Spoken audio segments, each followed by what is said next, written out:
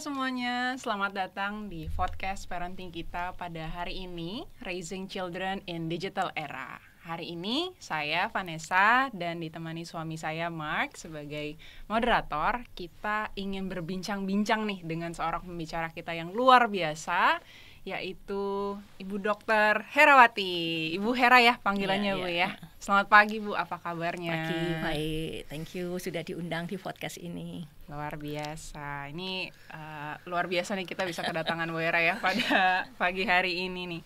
Ibu sekarang mungkin boleh diceritakan nih Bu, kalau misalnya kegiatan sehari-hari Bu Hera nih apa gitu ya? Saya ini seorang dosen di STT Reform Indonesia. Ini sekolah teologi ya, tetapi saya banyak berkecimpung di bidang yang konseling ya.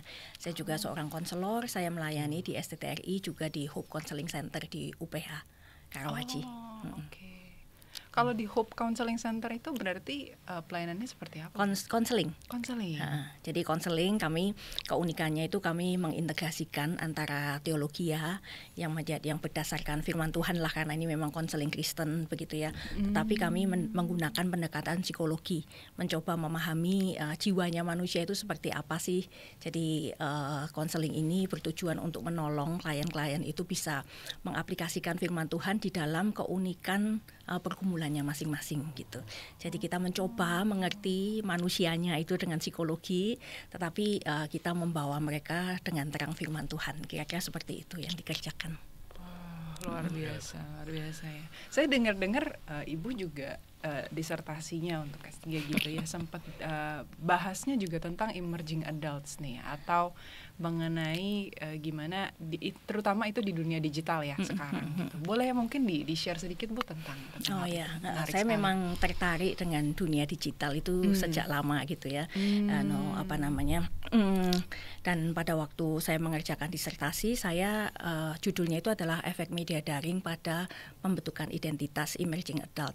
Karena ya kita memahami sekarang anak-anak muda itu kan tidak bisa dipisahkan dengan dunia digital begitu ya. Mereka berinteraksi dengan sangat intens, dari bangun pagi, yang bangunin aja juga waker yang digital ya kan, langsung ngecek apalah IG lah atau TikTok lah, atau mungkin saat teduhnya mungkin juga pakai gadget gitu ya. Terus menerus sepanjang hari itu kan interaksi dengan gadget, semua informasi dicari di gadget gitu ya. Jadi saya tuh penasaran gitu, kira-kira tuh apa ya dampaknya pada pembentukan identitasnya. Kan semua dari kita itu membentuk identitas gitu ya. Nah itu yang menjadi satu riset yang bagi saya sangat penting dan bagi saya sangat menarik, dan cukup banyak temuan yang berguna gitu ya. Temuan-temuan apa nih kalau bisa paling menarik nih ya? Iya. Saya mencoba melihat gitu ya. Ternyata tuh media daring ini efeknya itu apa gitu ya. Kita bukan bicara hanya tentang media kontennya gitu ya, isinya gitu ya, tapi medianya sendiri gitu. Ketika kita itu katakanlah WhatsApp gitu ya. Saya senang sekali dengan cerita ini ya. Kalau waktu dulu gitu ya, ketika saya itu masih muda gitu, misalnya saya tuh mau ngasih foto ke temen gitu ya. Itu kan kami tuh masih model itu ya, film yang kamu pernah lihat nggak itu? Iya. Saya ngalamin Bu. Masih ya. Film yang isinya 12, 24, 36. Nah itu kan masih dihabisin dulu gitu ya. Katakanlah Mak itu nunggu fotonya dia, tunggu gitu ya sampai 36 ini habis, lalu di upgrade dulu, dicetak dulu, nanti dilihat ternyata buram, nggak jadi dikasih gitu kan ya. Itu kan kita butuh waktu buat mikir gitu ya. Tapi dengan sekarang gitu ya, begitu dapet klik langsung jadi barangnya gitu ya. Kita forward itu gampang sekali gitu ya. Kemudahan ini itu kan membuat cara kita berinteraksi itu berbeda gitu ya. Nah itu salah satu hal yang menarik gitu. Dan satu hal yang temuan yang mengagetkan bagi saya gitu ya saat itu, ternyata anak-anak muda ini ketika dia itu memilih identitas, kalau dulu identitas itu kan langsung diturunkan, ya kan? Kalau papanya itu buka toko kelontong, ya anaknya ya toko kelontong, gitu kan ya. Papanya ini tukang cukur, ya anaknya ya tukang cukur, gitu kan ya. Nah, generasi-generasi yang lebih muda kan bisa milih kuliah, gitu ya. Nah, sekarang ini semua kan dipaparkan dengan sangat banyak, gitu ya, di internet, gitu ya. Bahkan identitas gender, gitu ya. Sekarang kita isu-isu LGBT itu begitu masif, gitu ya. Lalu isu-isu identitas katakanlah agama, gitu ya. Perubahan agama ini sekarang kan jadi makin banyak, gitu ya. Karena ya kita bisa belajar apapun itu di sana. Kalau misalnya sekarang kalian lagi mikir, waduh ini lagi jengkel sama gereja katakanlah, gitu ya. Kepingin mempelajari agama lain kan kita mikir-mikir kan, mau datang ke vihara nanya-nanya, ntar ketahuan majelis, gitu ya. Mau nanya ke ustadz apa lagi, gitu ya. Itu kan kita mikirnya panjang gitu. Sekarang kan nggak usah minta izin, nggak usah tinggal browsing aja gitu ya. Itu menjadi sesuatu yang mudah. Dan ternyata dari sekian banyak faktor yang saya pelajari di dalam riset itu, satu hal yang paling penting yang menentukan identitas mata yang dipilih itu yang disebut sebagai kompas batin gitu ya. Nah, ini kan nilai-nilai value yang ditanamkan sejak kecil. Nah, itu ternyata tuh kunci gitu. Lebih dari pengaruh media daring sendiri. Nah, ini mungkin nanti kita akan bisa ngobrol gitu ya. Ya, itu itu jadi satu pengharapan lah ya buat kita orang-orang tua yang sedang membesarkan anak-anak kita. Apalagi kalian ini kan anaknya masih kecil, ya kan? Bahkan kecil. Sudah kenal media daring belum? Belum. Karena kita sangat membatasi, nggak boleh ada screen time gitu sekarang. Iya. Karena kita nih kan backgroundnya teknologi, jadi kita nih sangat justru membuat kita lebih was-was gitu ya. Karena kita juga tahu kayak bukan tahu terus jadi merasa bisa menjinakkan, tapi justru ketakutan gitu. Karena ini kalau sekarang aja udah seperti ini gimana nanti ya dan seterusnya gitu kan ya. Jadi ada ketakutan itu yang muncul juga, apalagi soal screen time juga kan sekarang banyak anak-anak juga yang dihadapkan juga dengan supaya bisa makan kasih itu, supaya bisa diem kasih itu kan kayak ada ketakutan kita juga. Tapi mungkin saya pengen dengar langsung dari Bu Era sendiri gitu ya. Kalau dari pengalaman Ibu yang mungkin banyak nge-counsel juga gitu ya. Apa sih sebenarnya tantangan terbesar atau tantangan sih Bu kalau Ibu ngelihat era sekarang dan mungkin ke depan gitu ya tentang media digital ini? Saya melihat ya berkaitan dengan ini ya, bagaimana kita mengasuh anak-anak kita itu ada 3. Sebenarnya tantangannya itu banyak sekali gitu ya, tapi ada 3 yang utama gitu ya. Yang pertama itu berkaitan dengan kebebasan informasi. Sekarang ini kan informasi itu begitu bebas, begitu banyak, apapun itu ada gitu ya. Dari cara merebus air, saya iseng googling gitu ya. Cari cara merebus air, ternyata ada gitu loh. Saya mikir ini informasi ini siapa yang akan akses gitu ya. Cuman taruh ketel, taruh air di atas ketel, hidupin kompor gitu ya. Itu pun ada informasinya di dunia. Sampai kamu mungkin mau nyari umur bumi ini masih berapa lama, saham mana yang akan jatuh, yang akan sebaiknya dibeli, itu semuanya itu ada gitu ya. Jadi kalau dikaitkan dengan parenting ya, dengan kita sebagai orang tua, kita tidak lagi bisa mengontrol informasi apa yang akan diakses oleh anak kita gitu ya. Kita tidak lagi bisa menjadi satu-satunya referensi terpercaya gitu bagi anak kita. Kalau dulu pada waktu anak saya masih kecil gitu ya, memikirkan bagaimana kita menjaga informasi yang masuk ke dia itu kan ya asal kita cari sekolah yang benar gitu ya, bawa dia ke gereja gitu ya, awasin teman-temannya, jangan sampai kalau ada yang ngawur-ngawur ya diingetin, itu kan kelihatan semua gitu.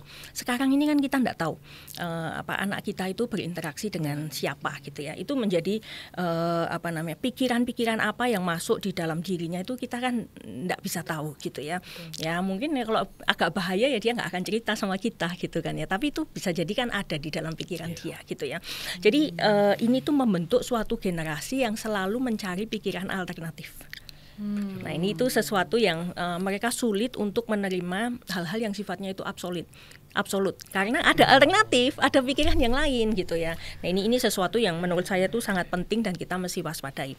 Lalu yang kedua, ini mungkin kalau yang kecil-kecil seperti anak kalian ini mungkin lebih kerasa gitu ya. di media daring ini kan memberikan stimulasi yang berlebih gitu ya. Apakah itu simulasi warna, simulasi suara, simulasi gerak gitu ya. Ini sumbernya itu banyak sekali, gratis. Nggak usah minta izin mama beliin, nggak usah gitu ya. Kamu udah semuanya ada di situ semuanya gitu ya. Ini menimbulkan suatu generasi yang butuh banyak stimulus gitu ya, untuk bisa tertarik, untuk bisa memperhatikan. Kalau makanya kita ngamatin gitu ya, kalau di gereja pendeta khotbah gitu ya, yang meskipun isinya bagus, tapi kalau flat gitu ya, mereka ya biasanya itu sambil main HP gitu ya, karena stimulusnya itu kurang gitu. Nah ini menjadi sesuatu yang kita perlu perhatikan. Dan satu lagi itu adalah cara interaksi. Ini yang kemarin saya banyak riset di dalam disertasi saya gitu ya. Interaksi di dalam media daring ini kan interaksi yang non hierarki. Ya kan, semua itu kan sama gitu kan ya, netizen semuanya lah kita ini, warga dari kerajaan digital ini gitu kan ya, nggak ada hierarki, itu nggak ada. Kalau kita ketemu langsung, katakanlah di gereja gitu ya, ada pendeta, ada majelis gitu ya, ada pembina remaja, di rumah ada orang tua, ada adik kita, ini kan ada hierarkinya gitu ya. Jadi kita itu terbiasa menempatkan diri secara proper gitu ya. Sementara kalau anak-anak yang banyak berinteraksi di media daring, dia tidak punya paparan pengalaman interaksi dengan hierarki. Makanya kita ngamatin nggak, anak-anak sekarang tuh kan kesannya itu kayak nggak sopan gitu kan ya, lewat-lewat aja gitu kan ya, benar kan ya. Nah itu menurut saya itu sesuatu yang kita nggak sadari, bukan diajarin loh. Orang tuamu itu nggak usah dianggap setara, nggak ada. Tetapi karena kita terbiasa di dalam interaksi yang non hierarki ini, ya kita jadi ya menganggap ya semua orang itu ya sama, nggak ada hierarki gitu ya. Dan juga semuanya kan instan. Kayak tadi saya kasih contoh tadi ya, kita forward foto kan tinggal panah doang gitu ya, klik gitu, itu sudah selesai gitu ya. Kita tuh jadi kayak kurang mikir gitu ya. Dan ini kan membuat semuanya tuh mesti cepet. Kalau dulu misalnya generasi saya dulu ya, kalau misalnya tulis surat sama sahabat pena gitu ya, katakanlah ini sahabat pena yang intens gitu ya, kita ngirim hari ini, 1 minggu kemudian nyampe di kotanya dia gitu ya, nanti dia kirim balik gitu kan, nunggu 1 minggu lagi, 2 minggu. 2 minggu itu kan menjadi satu waktu gitu ya, yang kita itu bisa memproses, mikir ini, mikir itu. Sekarang semuanya hilang, semuanya itu serba instan gitu ya. Jadi salah satu dampaknya kepada generasi ini menurut saya ya, ini menjadi satu generasi yang kurang menghargai proses. Kerasa nggak? Pokoknya semuanya masih cepat, nunggu itu ya udah skip lah, ganti yang lain yang lebih cepat gitu ya. Banyak kan semuanya itu mengatakan kami ini multitasking gitu ya. Ya memang mereka bisa ngerjain bareng, tapi ya salah satu yang membuat menurut saya gitu ya, ini karena terbiasa dengan hal-hal yang instan, semuanya itu masih cepat seperti itu. Itu tantangan yang menurut saya kita para orang tua itu mesti aware sih. Tambah takut. Pikir ya. Langsung jadi banyak pikiran. Jadi kepikiran ya, makanya pasti kepikiran. Kita pernah ikut satu seminar juga gitu ya, tentang parenting, dan itu ngobrolin soal gospel centered parenting juga gitu. Apa tentang apa? Gospel centered parenting. Dan di sana sempat ada bahas juga soal fenomena di mana kita dan tadi terkait sama apa yang Bu Hera mention soal di sini tuh sangat banyak paparan informasinya, dan yang perlu kita persiapkan nih filternya gitu ya. Jadi karena pada akhirnya wah ini luar biasa lah, maksudnya paparan informasi instan, tadi kurang menghargai proses gitu ya, terlalu banyak ini dan itu. Dan mungkin yang pengen dilihat lagi adalah balik lagi sebenarnya kalau Bu Hera sendiri melihat gitu ya, apa sih sebenarnya bagian dari sebagai orang tua Kristen terutama ya Bu ya, tantangan sekali sih menurut saya di zaman ini juga gitu ya. Dan kita ngeliatnya kayaknya nggak bisa deh sekedar baca Alkitab tiap hari terus selesai gitu ya. Tapi pada akhirnya bagaimana ya Bu ya, gimana firman Tuhan itu bisa betul-betul diterapkan untuk menjadi pegangan buat anak-anak gitu ya. Karena pada dasarnya kita kan pengen anak-anak ini punya filter tadi ya, yaitu firman Tuhan itu gitu kan. Tapi gimana ya caranya untuk menerapkan, apalagi mungkin caranya udah berbeda nih dengan gitu.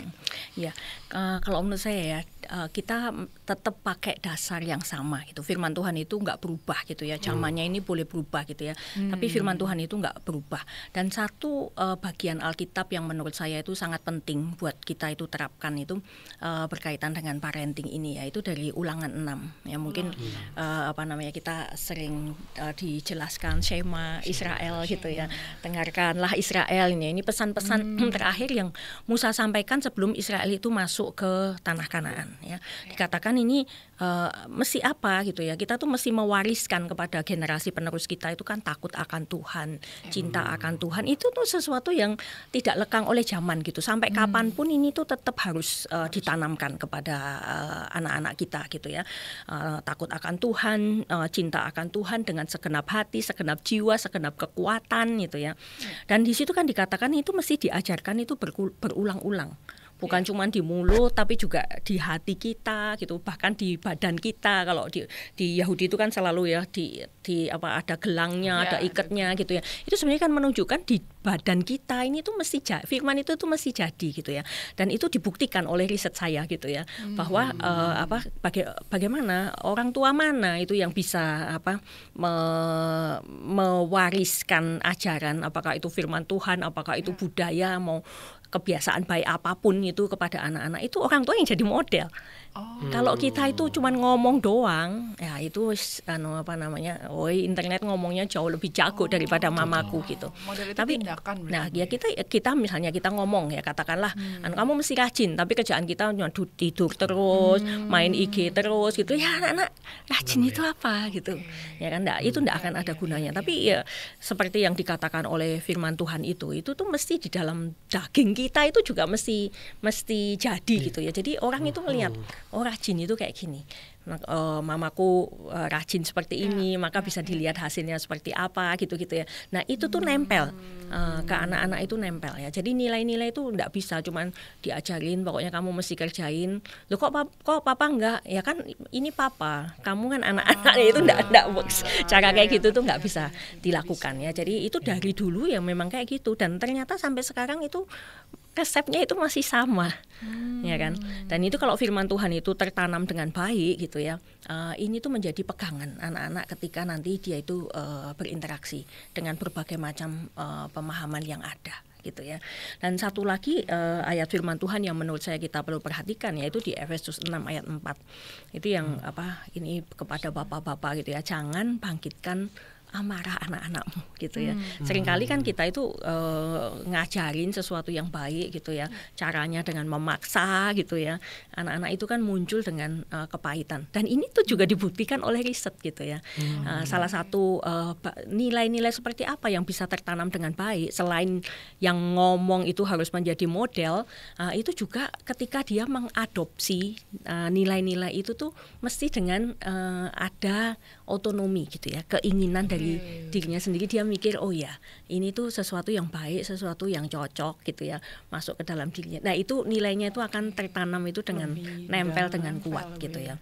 Akan beda dengan cuman diomong-omongin doang, apalagi yang ngomong tidak melakukan. Nah itu enggak akan jalan.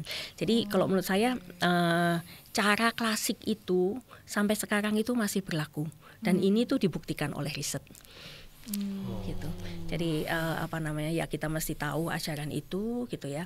Terus juga kita mesti menjadi model kayak yang tadi Ulangan itu di dalam badan kita ini semuanya gitu ya. Dan biarkan anak-anak ini mencerna gitu ya, mengadopsinya itu mikir dulu gitu ya, bukan dengan paksaan-paksaan. Itu nanti akan nempel di dalam hatinya dengan kuat seperti itu. Ya.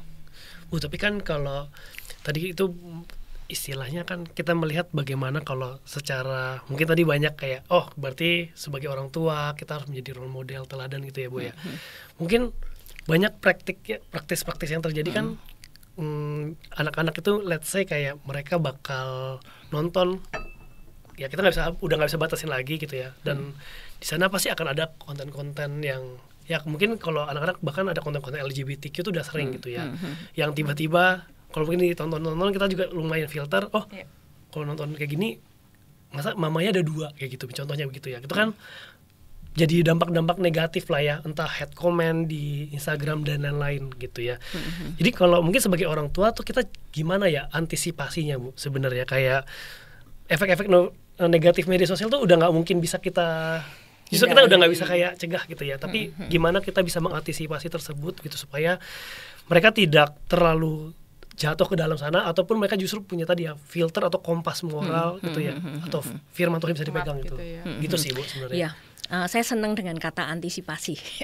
Apalagi ini ya buat orang tua dengan anak yang masih kecil-kecil itu saya rasa tuh kata antisipasi itu menjadi satu peluang yang besar sekali gitu, yang enggak boleh dilepaskan gitu. Karena kalau misalnya anaknya sudah terlanjur besar gitu ya, ketemu sama kita aja udah males gitu kan ya, enggak lagi percaya sama kita gitu. Itu kan udah menjadi sulit sekali untuk bisa kayaknya itu mereka tuh sudah ngomong, kamu tuh nggak berhala ngurusin hidupku gitu ya. Nah tapi kalau kalian yang anaknya masih kecil-kecil gini, ini kan kesempatan untuk membangun dengan benar itu kan masih sangat besar gitu ya. Nah apa yang mesti dilakukan sebagai antisipasi? Ya kita mesti lakukan sedini mungkin. Ini tuh kata kunci gitu ya, sedini mungkin. Nah sekarang anakmu baru 1 tahun itu sedini mungkin gitu. Tanamkan pedomannya itu mesti baik-baik dari kecil gitu ya. Ya firman Tuhan, nilai-nilai apa yang mesti mereka percaya gitu ya. Itu tuh mesti ditanam dari kecil, karena ini nanti tuh seperti yang tadi saya sampaikan, itu bukan cuma diajarin tapi ada modalnya jadi contoh. Dan nanti kalau mereka kan kadang bertanya kenapa mesti percaya sama Tuhan kayak gitu ya. Itu kan kadang muncul pertanyaan seperti itu ya. Itu tuh kasih kesempatan gitu, jangan langsung dekat. Kamu mau kurang ajar ya sama Tuhan ya, ntar kamu dikutuk jadi kodok gitu. Itu ya sudah stop gitu. Dia enggak bisa eksplor dan enggak berani ngomong. Tapi pikiran itu kan enggak akan berhenti dengan iya kan. Dia akan cari maminya yang lain ya, dari Google, dari mana gitu kan ya. Nah itu pertama itu tanam baik-baik ya, selain firman Tuhan gitu ya, nilai-nilai hal yang dipercaya, kebiasaan baik itu juga perlu ya. Kebiasaan baik gitu ya. Apa itu misalnya baca firman Tuhan bareng gitu ya, nyanyi bareng gitu ya, termasuk kebiasaan misalnya membereskan tempat tidur itu ya. Itu tuh riset itu menunjukkan bahwa anak-anak yang punya kebiasaan yang berkaitan dengan tanggung jawab yang rutin itu tuh ternyata lebih sukses. Jadi ya seumurnya dia lah ya. Kalau 1 tahun ya jangan suruh nyapu. Jalanan dia susah. Waduh. Ya jadi sesuai dengan usianya gitu ya. Itu kebiasaan baik itu juga mesti ditanamkan dari kecil. Dan satu lagi itu social skill. Ya, social skill itu penting ya untuk ditanamkan, diajarin dari kecil gitu ya, supaya dia itu ngerasain enak gitu, temenan, bisa gitu loh ya. Karena kalau sosial anak itu sudah dari kecil itu terus-menerus terpapar dengan interaksi yang ada di media digital, ini kan beda loh. Kalau misalnya kita ada konflik di media digital, pura-pura nggak baca, itu kan udah selesai. Kita bisa gampang menghindar. Nah kalau kita ketemu langsung begini, ya kan, nutupin gimana caranya? Gestur kita kelihatan gitu ya. Itu kan anak mesti belajar gitu ya dengan hal-hal seperti ini. Nah itu mesti diajarin dari kecil. Lalu selain tadi ya menanamkan hal-hal itu tadi ya, apakah itu firman Tuhan, apakah itu kebiasaan baik, apakah itu social skill, jangan buru-buru memberikan gadget kepada anak ya. Biarkan anak itu merasakan dan menikmati stimulus lain selain gadget. Kalau dari kecil itu sudah taunya itu gadget gitu ya, warna-warna apa-apa ya, yang dia tahu ya nyaman itu kayak gitu, enak itu kayak gitu, yang bagus itu kayak gitu ya. Tapi kan sebenarnya ada banyak sekali hal lain itu yang bisa mereka tuh belajar lah, mengalami nikmat itu apa sih gitu loh. Apa yang bisa dinikmati selain gadget ya, misal alam itu tuh luar biasa loh, ngerasain dingin gitu ya, ngerasain megang air itu anak sekarang itu jarang sekali loh yang bisa menikmati yang kayak gitu. Meskipun kita bawa camping sampai di sana main HP juga. Karena nggak bisa ngerasain bahwa ini tuh juga ini tuh momen gitu ya, karena nggak ada pengalamannya. Kerja pikiran kita itu kan kayak gitu kan, kita punya pengalaman yang itu ya kita merindukan gitu ya, pengalaman seperti itu. Jadi ada pembanding. Nah di sini ini juga alternatif itu penting gitu ya, alternatif kesenangan itu penting gitu ya. Seneng itu bukan cuma di gadget doang gitu ya, tapi ada alternatif yang lain, berteman, musik, hobi dan lain sebagainya gitu ya. Terus juga kita mesti ingat bahwa gadget itu bukan babysitter.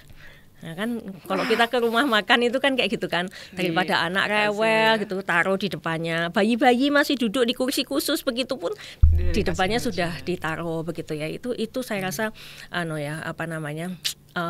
sesuatu yang kita mesti bertobat lah. Mesti bertobat itu. Ini kan kesempatan kita ngobrol sama dia gitu ya. Tapi kan kadang orang tuanya sendiri juga main gadget juga gitu ya, daripada dia rewel apa ya dia beliin taruh di depannya. Ya ingat loh, gadget itu bukan babysitter. Dan satu lagi, gadget itu bukan reward.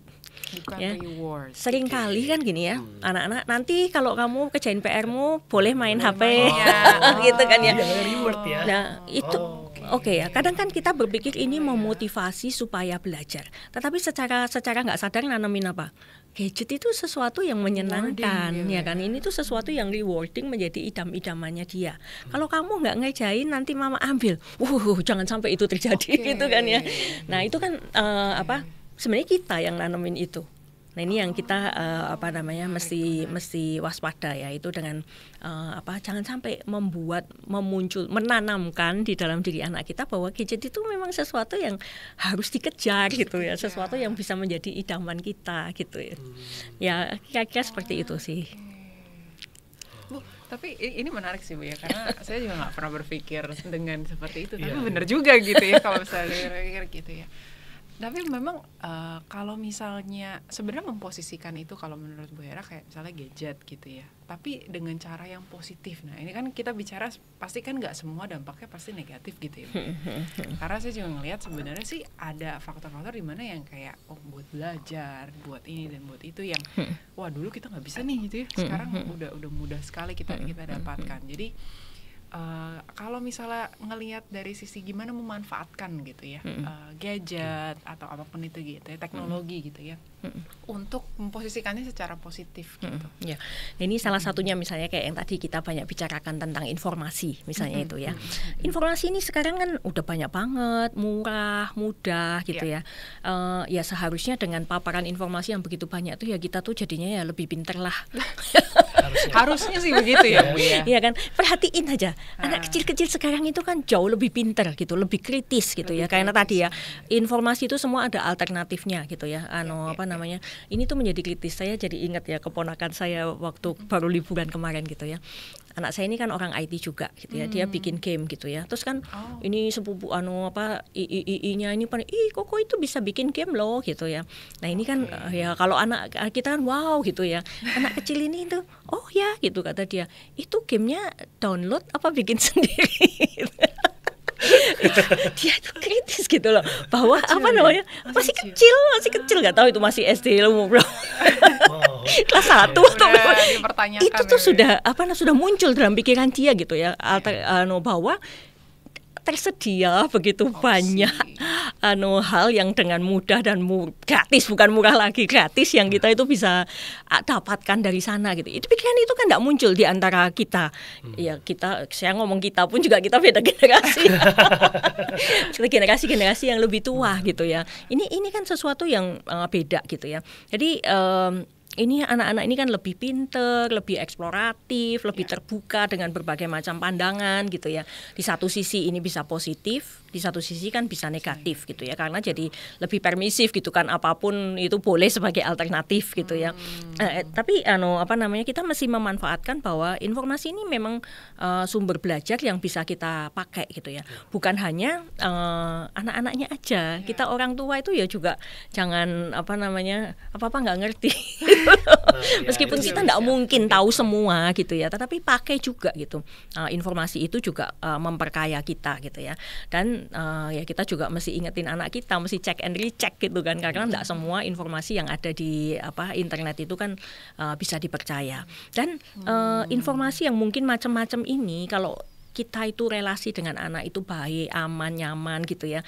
Ini kan bisa menjadi sarana diskusi yang membangun gitu. Kadang-kala kan sama anak itu nyari topik gitu kan, kadang kita itu kan informasi-informasi itu juga bisa gitu ya menjadi, ya ini kan salah satunya kita bicara tentang informasi ya, lalu juga relasi gitu ya. Nah, relasi ini kan kalau kita memperhatikan riset-riset dari generasi yang mungkin yang generasi kalian gitu ya, atau mungkin yang di atasnya dengan anak-anak sekarang itu rada beda loh pengaruh dari relasi online. Generasi yang lebih senior itu ini kan pertama kali nih kalian pertama kali kenal Facebook itu umur berapa ya?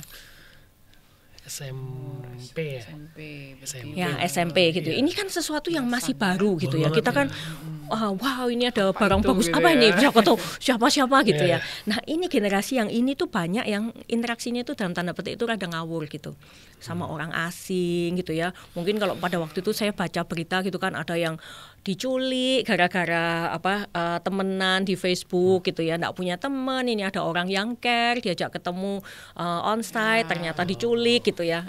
Itu karena ini tuh teknologi yang pada saat itu tuh masih baru. Tetapi sekarang ini kan sudah biasa.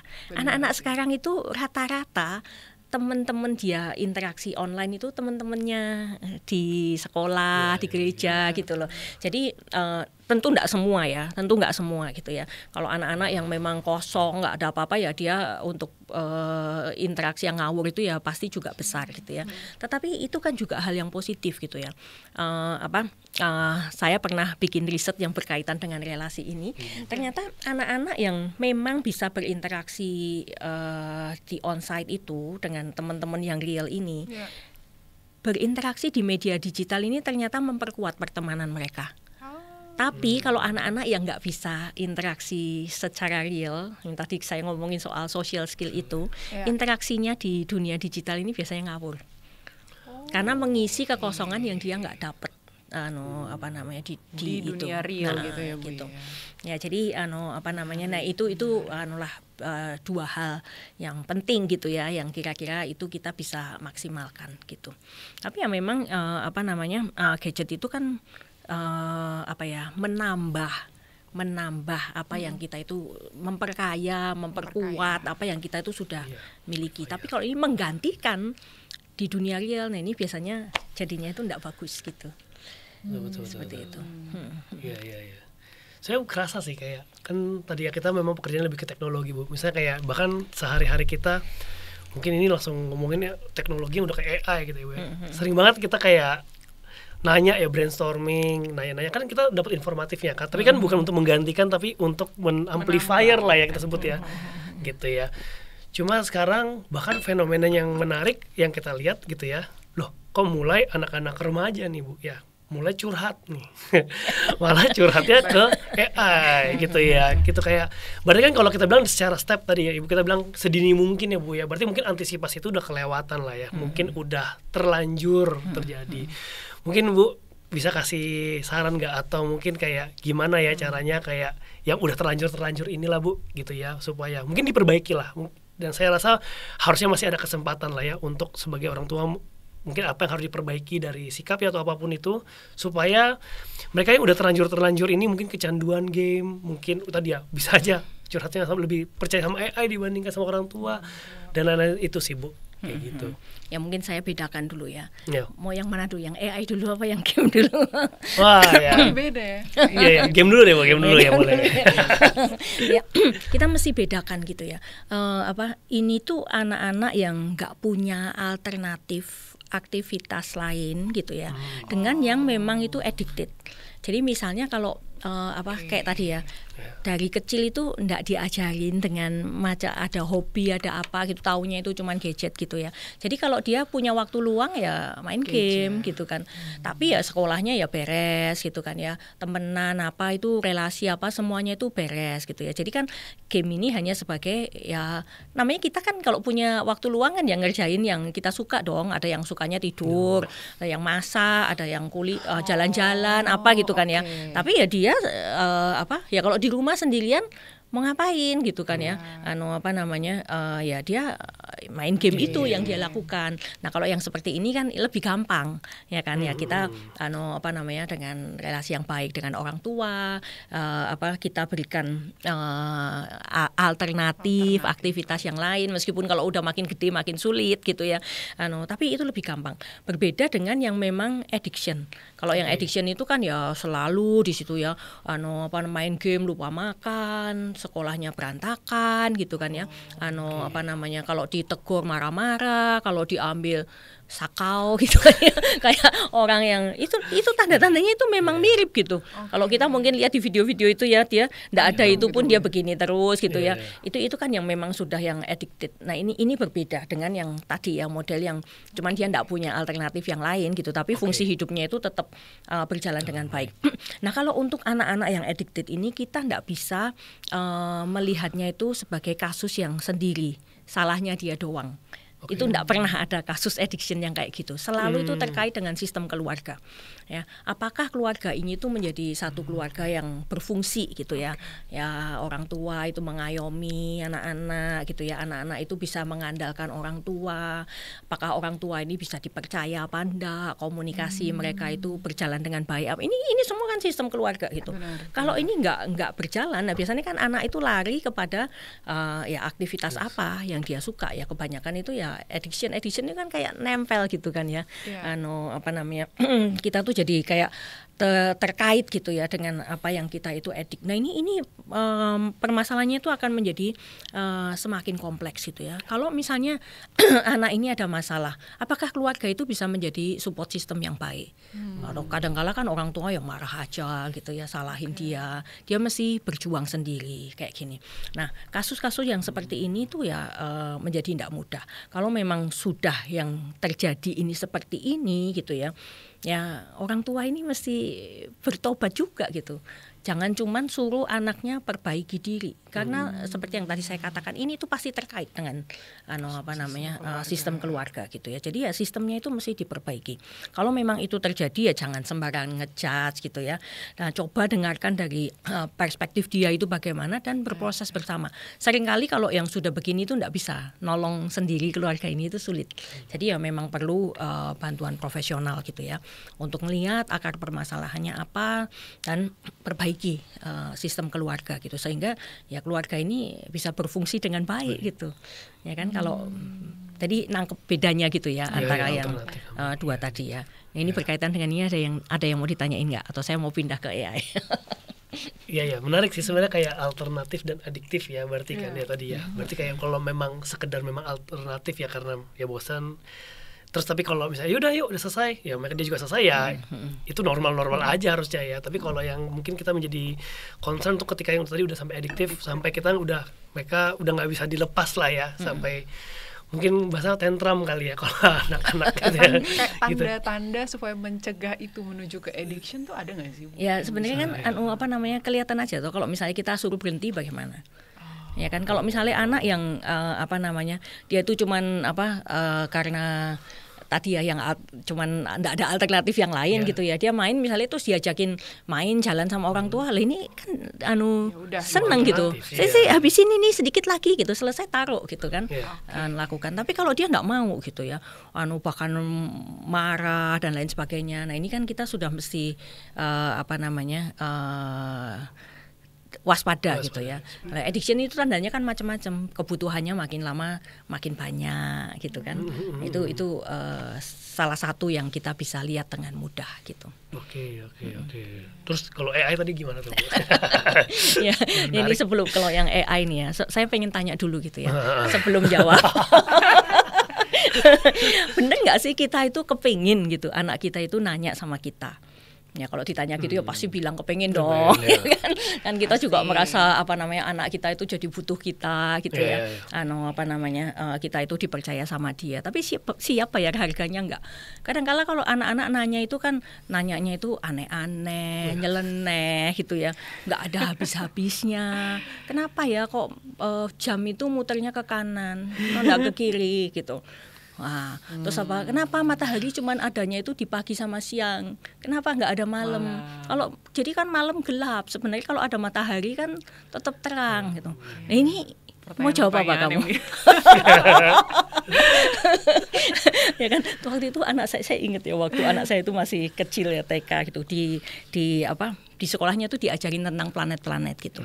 Nah, terus kan dia pulang cerita gitu. Terus dia nanya, kenapa sih Ma Tuhan itu kok bikin planet katanya gitu.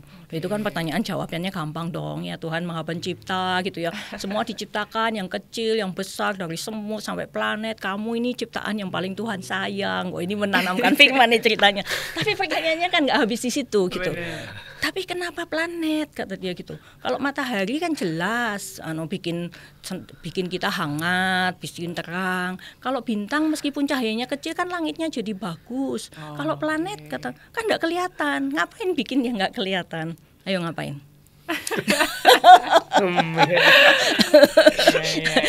Ini pertanyaan kayak gini bener kamu tuh mau baca? Jangan-jangan kita yang jawab, kamu lihat ya baca tanya sama AI sendiri aja gitu ya. Ya kan? Nah kalau kebenaran saya memang seneng gitu ya, terstimulasi dengan pertanyaan-pertanyaan kayak gitu ya. Dan saya jadi mikir, iya ya kenapa ya Tuhan itu bikin ya nggak kelihatan gitu ya. Wah saya jadi. Nah itu tuh bagi saya tuh saya mikir beberapa hari itu. Jadi kalau kayak gitu bisa dijawab nanti dulu. Ya kita kayak pada waktu itu sih saya jawab sedikit dan dia nanya lagi. Ya ini tidak apa-apa gitu ya, kita nanya kenapa ya? Iya ya kenapa ya kok Tuhan bikin kayak gitu ya? Mama nggak tahu jawabannya sekarang gitu ya, dipikir dulu gitu. Berapa hari saya renungkan dan saya lapor ke dia setelah ketemu. Dan itu tuh menjadi sesuatu yang bagi saya tuh kayak merefresh visi saya terkaitan dengan pendidikan gitu ya. Dan saya ngomong ke dia waktu itu sebenarnya ya saya ngomong yang ada di pikiran saya gitu ya. Saya pikir planet itu kan enggak kelihatan gitu ya. Tapi kalau kita itu belajar baik-baik, manusia belajar baik-baik bikin teleskop gitu ya, kan jadi bisa lihat ada loh yang nggak kelihatan itu ada sesuatu loh gitu. Nanti teleskopnya makin bagus lagi bisa lihat bukan cuman itu ada lebih banyak lagi gitu ya. Nah itu kan kayak yang di Amsal 25 ayat 2 itu ya kan ada ya kemuliaan Tuhan itu kan merahasiakan gitu ya. Kemuliaan raja-raja itu kan bisa menemukan lah rahasia-rahasia itu gitu ya. Itu kan jadi dan itu tuh merefresh visi saya tentang pendidikan gitu ya. Jadi ya Tuhan itu memang ingin kita itu belajar gitu ya, supaya rahasia-rahasianya itu terbuka gitu ya. Wah dari pertanyaan anak kecil ini saya terrefresh. Nah ini kan kayak gini gitu. Pertanyaan mereka itu kan suka kayak gitu kan. Dan kalau kita ngomong kepingin mereka tanya ke kita gitu ya, kita kan mesti kita itu bisa jawab nggak gitu kan ya, kita itu sabar apa nggak dengan pertanyaan yang aneh-aneh kayak gitu kan ya. Kalau kita nggak tahu itu kan ya solusinya itu lebih gampang gitu ya, kayak yang tadi ya mikir dulu, cari tahu dulu gitu ya. Atau minta dia cari tahu, nanti kamu nemu apa nanti kita ngobrol lagi gitu kan ya. Nah itu kan justru kita bertahan gitu ya. Ya namanya matahari, kalau malam ada matahari itu bukan malam misalnya gitu. Ya dia kan ini nanya sama mamaku ini jawabannya kagak jelas. Habis itu jengkel gitu kan, marah-marah gitu ya. Ya kapok kan dia. Ya keledai kan tidak akan jatuh ke lubang yang sama 2 kali. Nggak mau lagi aku nanya sama mamaku gitu kan ya. Kan, udah jawabannya nggak enak, nggak jelas gitu ya, nggak enak juga gitu ya. Nah ini kan sebenarnya kan tergantung sikap kita gitu ya. Kalau kita itu nggak sabaran, apalagi kita ngejudge gitu ya. Nah ini kan jadi makin sulit gitu untuk makanya tadi pertanyaan saya itu penting gitu. Beneran kamu itu mau gitu kan ya. Karena ya kan unexpected dan tidak bisa diprediksi gitu pertanyaan dia, apalagi kalau yang kecil-kecil gitu tuh. Mulai belajar TK gitu kan, waduh pikirannya tuh sudah terstimulir dengan macam-macam, itu dia bisa nanya apa aja tuh. Ya karena itu apa namanya, ya kita mesti itu ya aware lah dengan hal ini. Nah itu solusinya itu apa ya? Yang pertama itu ya jangan jadikan AI ini saingan. AI ini kan tool sebenarnya ya. Apa namanya, satu perkembangan teknologi yang sebenarnya kan pengolahan informasi aja kan. Ini kan ya kalau misalnya Google, Bing gitu ya, yang search engine itu kan dia nyari yang sudah ada di internet, kita dikasih link-linknya gitu kan ya. Nah kalau ini kan kita langsung jawab. Kayaknya dia nyariin di dalam link itu ada apa gitu kan ya. Intinya itu langsung dikasih kita. Bahkan pertanyaan kita nggak jelas pun kadang-kala dia bisa nangkap gitu kan ya. Seolah-olah bisa mikir gitu kan ya. Nah ini kan sebenarnya sangat sayang kalau teknologi yang bagus ini tuh apa namanya kita abaikan ya, meskipun kita ya masih belajar lah bagaimana menyikapinya itu dengan benar. Dan saya rasa orang tua juga pakai aja itu AI itu ya, apa namanya ya, supaya kalau ditanya apa-apa jangan tidak tahu. Cuman ya kita mesti sadar bahwa ini tidak semua informasi yang ada di situ kan benar gitu ya. AI kan juga bisa salah gitu ya. Dan apa namanya ya, kita itu perlu banyak pengetahuan juga itu supaya relate gitu dengan apa namanya dunia mereka. Meskipun kita tidak bisa tahu semua, mereka kan nyarinya itu kan lebih canggih gitu kan ya, masuk ke dalamnya. Mungkin kalian aja sudah lebih canggih dari saya, apalagi anak-anak yang lebih kecil-kecil nanti gitu ya. Tapi minimal itu kita punya apa sambungan-sambungan gitu loh. Ini tuh menjadi satu kesempatan. Saya senang dengan kata teman eksplorasi gitu ya. Ini anak ini begitu banyak kepengen tahu dan disediakan begitu banyak informasi. Mari kita itu jadi teman eksplorasinya dia. Jangan jadiin teknologi yang bagus ini tuh saingan kita gitu ya. Dan kembali seperti yang tadi saya sampaikan, AI ini kan sebenarnya kayak pengolah informasi sebenarnya. Padahal apakah pada saat anak bertanya itu hanya masalah informasi? Lebih dari itu sih. Iya kadang-kadang kan kayak gitu ya. Mungkin dia tuh cuman kepengen menarik perhatian kita, kepengen relate sama kita, kepengen tahu pendapat mama tentang ini apa gitu ya. Itu kan AI enggak tahu. Itu kan kita orang tuanya yang kalau kita memang punya hati untuk anak kita dan punya waktu, menyediakan waktu untuk dia, kan kita nangkep gitu. Sebenarnya anak kita ini lagi ngumulin apa gitu ya. Jadi kalau itu bisa dibangun dengan baik, ya ada waktunya dia akan tanya ke AI, ada waktunya dia itu datang kepada kita. Wah, juga sih. Gak sekedar informasi sebenarnya ya. Tadi kan ya sering sih ngeliat kayak dia nanya bahkan berulang-ulang kali kita udah jawab pun dia nanya ulang ya. Mungkin cuma karena dia pengen dapat perhatian gitu ya. Mungkin kadang sebenarnya pernah lihat juga kayak mungkin kayak dia sering nanya ke orang tuanya, padahal orang tuanya tuh memang mungkin sering main handphone, dia nanya terus mungkin supaya perhatian dari handphone mamanya beralih ke dia gitu sih. Ya, jadi sebenarnya ya kembali lagi orang tuanya juga harus peka ya. Iya, peka banget ya, intinya peka gitu. Nah, ini luar biasa banget. Aduh, saya catatannya banyak banget. Tapi mungkin Bu bisa nggak Ibu kasih kayak tips-tips praktis lah ya Bu ya, yang mungkin buat teman-teman lah, di rekan-rekan di jemaat di GKI Citra ini supaya tahu kayak sebagai orang tua itu kita tuh harus bagaimana gitu ya Bu, dari sisi mungkin secara rohaninya gitu ya, mungkin dari sisinya dia pribadi gitu sebagai orang tua, ataupun dia mengajarkan anak seperti apa secara rohani maupun secara psikologinya sih Bu gitu. Ya oke. Mungkin ini kan kita sudah bicarakan sepotong-sepotong tadi ya. Mungkin saya bikin rangkuman kali ya dari apa yang kita sudah bicarakan tadi ya. Yang pertama itu lakukan sedini mungkin. Ya, ini yang tadi kita sebut antisipasi itu ya, tanam pagar sama pegangannya gitu. Itu kita tuh nggak bisa menghindari dunia digital, kecuali ngurung anak kita gitu ya. Nanti anak kita jadi kudet gitu, apa mau gitu ya. Papa nggak tahu teman-temannya udah nyampe di mana, dia masih di situ aja kita kurung gitu. Kan nggak mungkin gitu ya kan. Tapi tanam itu pagar sama pegangannya, karena dia browsing kemanapun kita nggak akan tahu gitu ya. Makin gede itu makin kita nggak tahu. Ya kalau masih kecil kita tongkrongin di sebelahnya ya kita ngerti ya. Tapi kalau gadget itu sudah dia pegang sendiri kan kita nggak tahu. Jadi firman Tuhan, nilai-nilai, belief, budaya mungkin itu tanam dari kecil gitu ya, supaya nanti pada waktu dia browsing itu udah ada pegangannya gitu ya. Nah terus juga tadi ya berikan berbagai alternatif kesenangan itu sejak kecil. Ya, yang tadi ya, apakah itu musik, apakah itu temen, mainan, baca buku, alam. Sekarang ini arahnya itu kan semua itu soliter gitu kan, main itu sendiri. Nah ini kan kita mesti kasih alternatif mainan dengan orang lain gitu ya. Ya kalau enggak punya saudara ya sama kita lah. Kita cuman kepengen hasilnya tapi nyediain waktunya nggak mau ya nggak fair gitu kan ya. Itu kan mesti kita sediakan ya.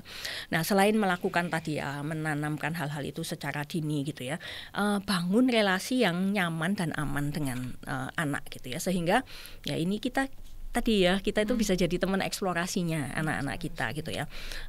Jadi anak-anak itu bisa merasa aman cerita sama kita, bisa nyaman ngomong sama kita gitu. Jadi kan ya pengen gitu ngobrol sama mama sama papa itu sesuatu yang dia inginkan. Benar. Setiap kali ketemu, setiap kali ngobrol keliru terus, jawabannya nggak jelas, ya nggak kepengen lah ngapain ngobrol dengan mama atau papa gitu ya. Nah ini sekarang kan saya banyak ketemu dengan anak-anak muda gitu ya, yang ngekos, yang apa gitu. Aduh Bu, minggu depan mamaku datang nih. Gitu. Waduh.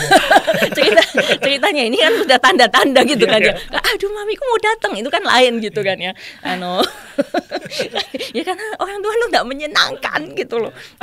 Udah pengetahuannya sedikit, selalu nyalahin gitu ya. Itu maka itu bangun gitu. Relasi yang nyaman dan aman itu dengan anak-anak kita. Sekarang kita tahu zamannya ini zaman informasi kayak gini, dia pasti pikirannya itu macam-macam. Ya kan? Ya jangan langsung di-cut gitu. Jangan berpikir kalau kita cut itu dia stop loh. Dia mikir sendiri. Kalau kadang dia butuh konfirmasi, kalau dia nggak aman sama kita ya dia cari orang lain. Ya kalau dia ngomongnya sama pembina remajanya gitu ya, atau guru sekolah minggunya, ya masih oke gitu. Kok dia nyarinya di internet, ketemu siapa dia? Kita kan nggak tahu. Ya jadi relasi itu perlu gitu ya.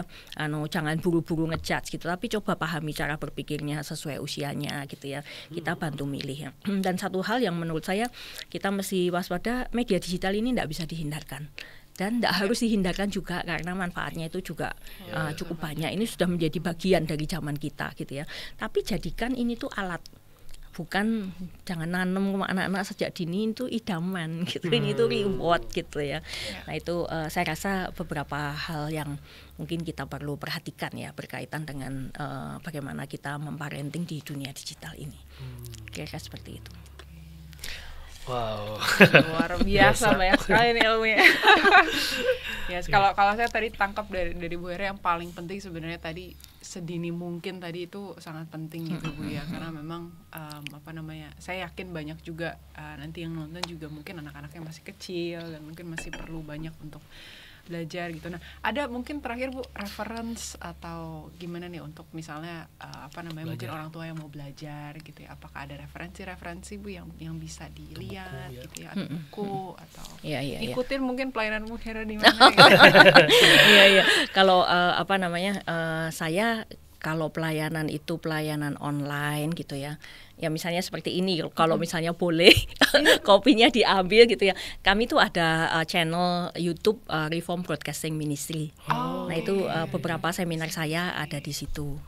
Nggak semua gitu ya, karena kadang-kala kalau onsite itu kan nggak semua direkam gitu ya. Dan ada lembaga atau gereja tertentu yang kadang tidak mengizinkan diakses di tempat lain gitu ya. Tapi ada beberapa di situ. Ya. Seperti itu. Oke, wah. Biasanya habis itu kita cek nih.